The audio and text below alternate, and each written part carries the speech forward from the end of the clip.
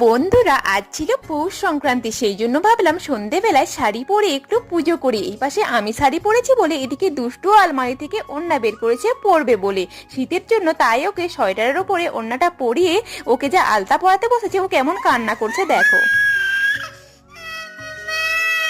তারপর দুষ্টুর পাপাকে পুজোর জন্য সন্দেশ আর ফুল নিয়ে আসতে বলেছিলাম, তার আসতে দেরি হচ্ছিল বলে দুষ্টুকে একটু মুড়ি খাইয়ে দিলাম। ওর পাপার আসার পর ওর পাপা এখন পিঠের জন্য চালের গুঁড়িটা মেখে নিচ্ছে, আর আমি এই পাশে পুজোটা করে নিচ্ছিলাম। আর এইদিকে দুষ্টু তো বারবার চলে আসছে ঠাকুরের কাছে সন্দেশ খাওয়ার জন্য। পুজো করার পর এখন আমরা পিঠেটা বানাচ্ছি, আর একজন কেমন নারকেল তুলে তুলে খাচ্ছে দেখো।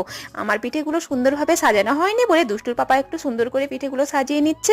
এইদিকে পিঠেগুলো হচ্ছে, আর এইদিকে দুষ্টু কেমন তার পাপার সঙ্গে দুষ্টুমি করছে দেখো। পিঠে হওয়ার পর তো দুষ্টু তো প্রথমেই বাটিতে নিয়ে বসে পড়েছে পিঠে খেতে। আজকের দিনটা আমরা এইভাবেই কাটালাম। দেখা হচ্ছে নতুন একটা ভিডিওর সঙ্গে।